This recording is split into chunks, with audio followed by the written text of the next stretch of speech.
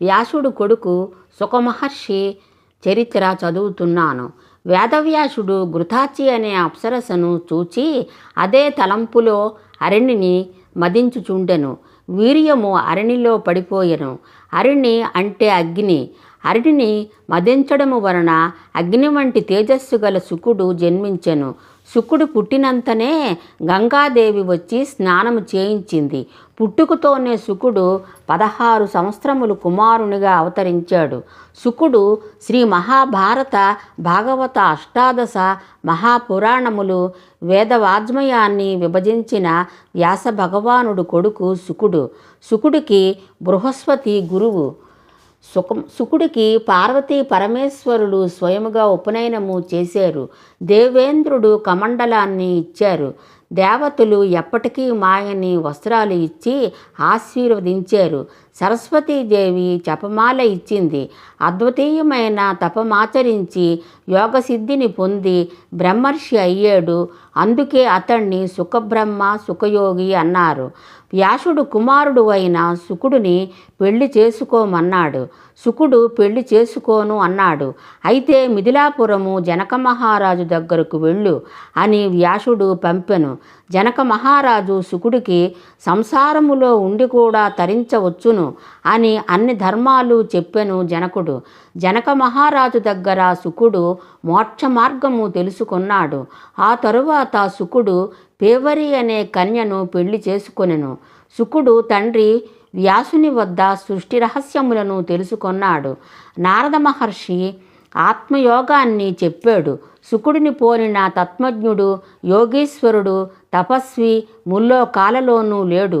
శుకుడు స్త్రీ పురుష భేదానికి అతీతుడు. ఒకసారి నగ్నంగా జలకాలాడుతున్న అప్సరసలను అటుగా నడిచి వెళుతున్న శుకుడిని చూసి ఒక్క క్షణములో నగ్నంగా ఉన్న అప్సరసలు ఎదురుగా వచ్చి నమస్కరించారు.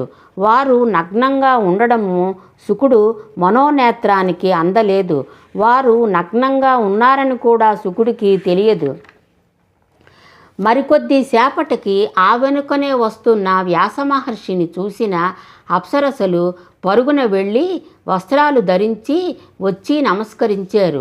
అది గమనించిన వ్యాసమహర్షి ఆశ్చర్యపడి, నేను వృద్ధుడను, శుకుడేమో యవ్వనుడు, అతన్ని చూసి నగ్నంగా ఎదురుగా కనిపించారు, ఏమిటది అని ప్రశ్నించాడు అప్సరసలను వ్యాసుడు.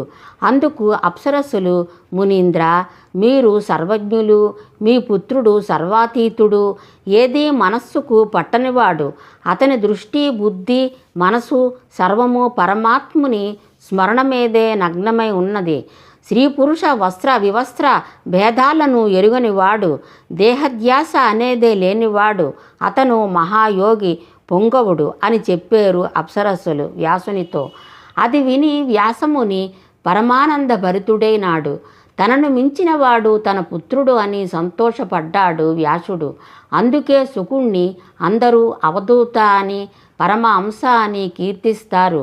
పాండవుల మనుమడైన పరీక్షిత్ మహారాజుకు 7 రోజుల పాటు మహాభాగవతాన్ని వివరణాత్మకంగా వినిపించి మోక్షానికి అర్హుణ్ణి చేశాడు శుకుడు. శ్రీ పద్మావతి వెంకటేశ్వరులు కళ్యాణానికి ముహూర్తము నిర్ణయము చేయడమే కాక పెళ్లి పెద్దగా కర్తగా దగ్గరుండి వివాహాన్ని జరిపించాడు శుకుడు. భారతము భాగవతము దేవి భాగవతము పురాణాలు సుఖయోగేంద్రుని 1000 నోళ్ల అభినందించాయి. కొంతకాలం అయిన తరువాత శుకుడు తపస్సుకి కైలాస పర్వతము వెళ్ళి తన ఆత్మను తానే స్వయముగా ప్రకృతిలో విలీనము చేసుకున్న ఆత్మజ్ఞాని శుకుడు.